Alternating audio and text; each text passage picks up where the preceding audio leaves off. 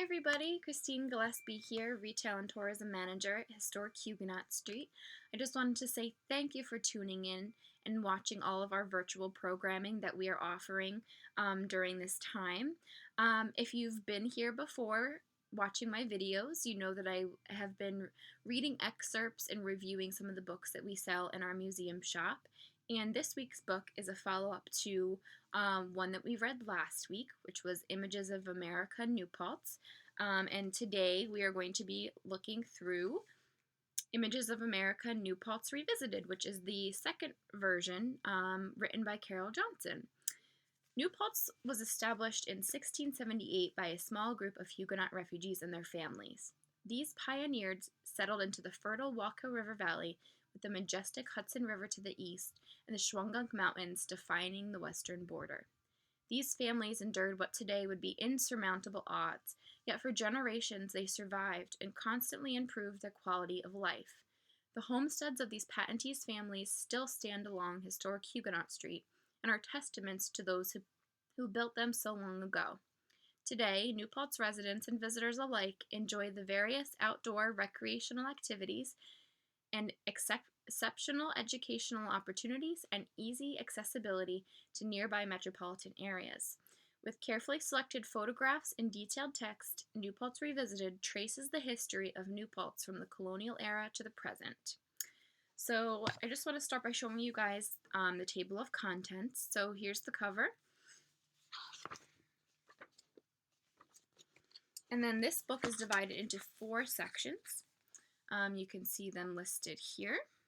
So I'm going to try and show you guys something from each section. I think it's really helpful to see kind of how the book is spread out over a timeline. And like I mentioned, this is the second version, so some of the photographs in this book will be from later generations, so more familiar faces and families and locations to what we know today, rather than towards closer to the colonial era. So I wanted to start by reading a brief section from the introduction, and here we go. The town of New Paltz was incorporated in 1785, more than a century after the original Huguenot families arrived. The community was governed by a corporation of 12 men called the Dezeen, referring to the 12 men who acquired the patent. The land, augmented by other large land grants to the south, was eventually divided into large parcels and distributed among the 12 patentees, their relatives, a few friends, and with some pieces stretching from the Waka River to the Hudson River. The 12 men continued to be elected until about 1820. In 1820, there were fewer than 250 people living in what is now the village of New Paltz. But by 1887, the place was booming. About 300 people had moved to town since the 1880 census reported 493 village residents. There was now a need for sidewalks, streetlights, and fire protection. The village of New Paltz was incorporated within the town in 1887, and there have been 2 separate forms of government ever since. Away from the village proper are the diverse hamlets of Ohioville, Springtown, Plutarch, and Butterville. Each hamlet has its own school district, church, post office, and unique individuals that all have a story of their own. So like I said, this book is divided into sections, the first one being the Huguenots and Huguenot Street. So I kind of wanted to show you guys what that section looks like. This is right after the section starts, and you can see we have a lot of our iconic images here. In this corner, we have the stone monument and the Jean Hasrick house before the trees were removed from the property. And the front, we have an interior here. It looks like the Veer Elting house, its basement with the subcellar. And then over here, we have the Freer house. And up in this top corner is a woman named Lynetta Du Bois, and she's an interesting person. She has a story of President Franklin Delano Roosevelt visiting her homestead, which is quite entertaining. So if you do buy this book, you'll be able to read a bit more about that. So I just wanted to show you guys these kind of iconic images that we know of Huguenot Street. Um,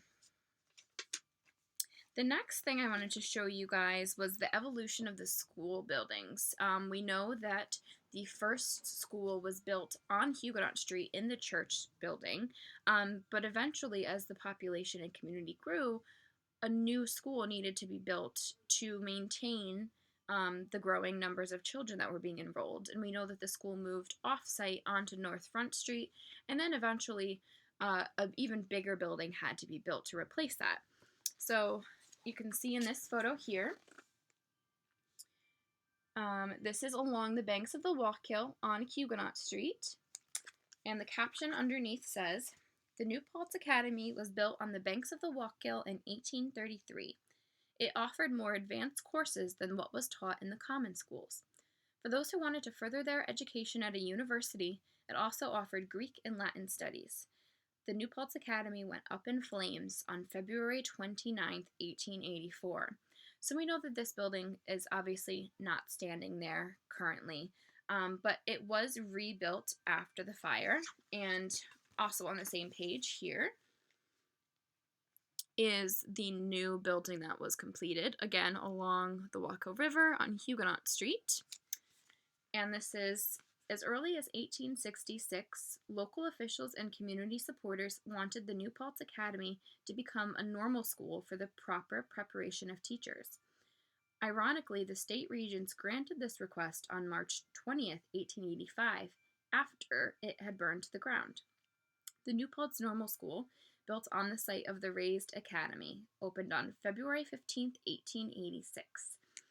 So if any of you are local and you drive to where these schools were located, you know that there is a condo complex there now on the property, which enjoys very nice views of the Wallkill River. I'm going to skip ahead to the next section, which is the town of New Paltz. And in here, we have some more of those spread out communities that was mentioned in the introduction. And I found on page 35 two images of something called Camp Fort Orange. And you can see here the top and the bottom image are where this little camp was built. I'll read the captions. It says, during World War I, the New York Guard was called into service to protect the water supply of the city of New York from feared German terrorist attacks. Camp Fort Orange, constructed by the men west of Butterfield Road, consisted of barracks, a mess hall, and officers' quarters. Private Hugh Taylor was accidentally shot and killed in February 1917 while on duty patrolling the aqueduct. And then the bottom image. It was not all work and no play while stationed at Fort Orange. Many of the guardsmen acquired stray dogs while in New Paltz. The soldiers traveled into town quite often in this car, owned by Private Louis Van Alstyne. Pictured here are three of the soldiers parked beside Butterville Road with their newfound pets. Now I'll show them again. And I don't know if any of you are more familiar with this area, but I have been on Butterville Road and in this specific area, and I had no idea that this existed. So it's really cool to see images like this that have been thankfully saved and preserved for us now to see and look at.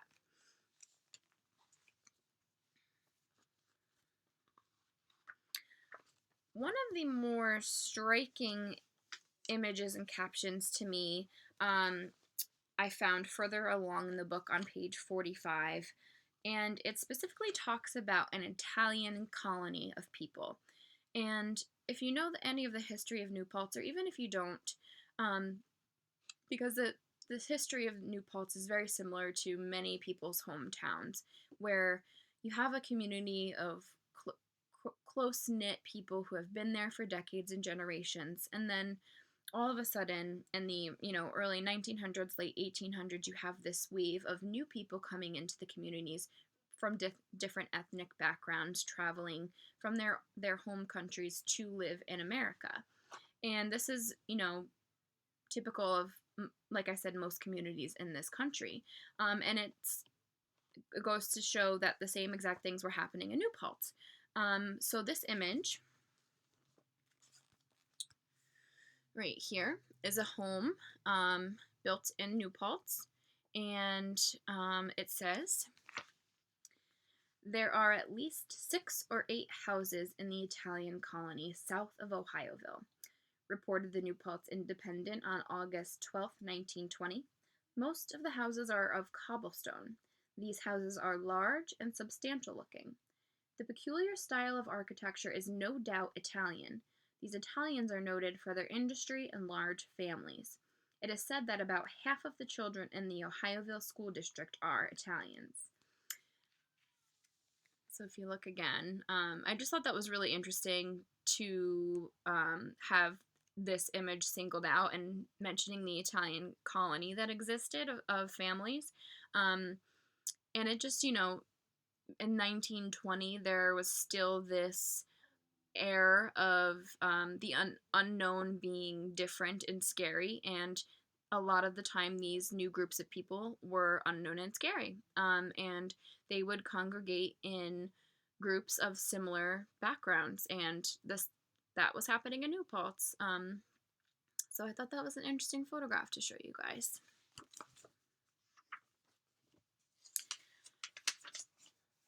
One of the most familiar roads in New Paltz, I believe, would be Main Street, driving up through towards the Thruway. So if you can imagine, you're driving towards the Thruway from New Paltz, and on your right-hand side you have the ShopRite Plaza. On the left-hand side you have the Tops Plaza and the Riverside Bank building. And I have to tell you, when I saw this picture, I had no idea where it was until I had to read the caption. So this one right here is that road. And if you look here, this home here is supposedly where the bank building is, and then over on this side is what now exists of the ShopRite Plaza. And I just thought that was really striking to see Main Street so small with trees and very sparse building and architecture. The caption says, "The construction of the Thruway changed the tiny hamlet of Putt Corners forever. The only building still standing from this photograph is now the home of Empire State Bank, which is now Riverside Bank, at 275 Main Street. The homes on the right were replaced by the ShopRite Plaza. The trolley tracks have been removed, and Main Street was substantially widened." So again, I couldn't have pictured where that was until I read the caption, but I thought that was neat to be able to see a different side of what New Paltz looked like, because the way we know it now, it's this busy and bustling town and village. So it took me back to see a street with barely anybody on it or barely any structures around. The next images I want to show you guys are in the third section, the village of New Paltz. So this is going to talk about more of the history and families and structures in that section. And I found these 2 images, and if you are familiar with any of the Huguenot names, a lot of the descendants worked at some point or other for the Huguenot National Bank. This is an image of the bank. There's some gentlemen standing outside of it. And also on the bottom here, this is a banknote that was issued from that bank. And I'll read the captions to you now. It says, "The Huguenot National Bank was organized in 1853 with Edmund Elting serving as its first president. Standing in front of the bank are Jacob Lefevre and his son, Frank Lefevre, who were the bank's presidents from 1874 to 1940. At the far right is the village elm tree, which in 1997 was taken down because it suffered from elm disease." And the note on the bottom says, "Pictured above is a $5 original charter national banknote of the Huguenot National Bank of New Paltz, as issued in 1865. The note is signed by Charles W. Deo and bank president Jacob Lefevre." So I thought that was really cool to see the bank, because I've read about it quite a bit working at Huguenot Street, and when we do research on people who we want to include in our guided tours or our haunted Huguenot stories or any type of programming, you see Huguenot National Bank pop up a lot. So I thought that would be really cool to show you guys. And then the last section of the book, section 5, is Social Life in New Paltz. So this is going to be that. And I found something that most people are familiar with who live in New Paltz, and it's a cherished tradition, which would be the Vergata. So if you see here, here's 2 pictures about the Regatta, and I'll read the captions. The top one says, "The Delta Kappa fraternity organized the inaugural Waka River Regatta in May 1955. A massive parade down Elm Street preceded the spectacle in the water. All of the strange craft to be entered in the race were carried atop automobiles. Bob Pellegrini and Sam Mungo rode atop a car in front of the Elting Memorial Library in 1958. And then the second image. The Village Victor's craft came close to colliding with the Spirits of the 60s boat during the 2001 Waka River Regatta, sponsored by the Town, Village, Downtown Business Association, SUNY New Paltz, and the New Paltz Chamber of Commerce. The regatta also featured kayak and canoe races."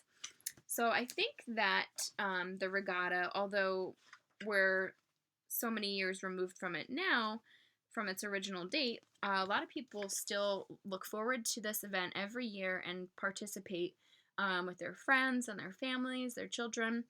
It's one of those traditions that's passed down through generation, which I thought is really cool. I've never actually gotten to see the regatta myself, but maybe next time I'll be able to check it out.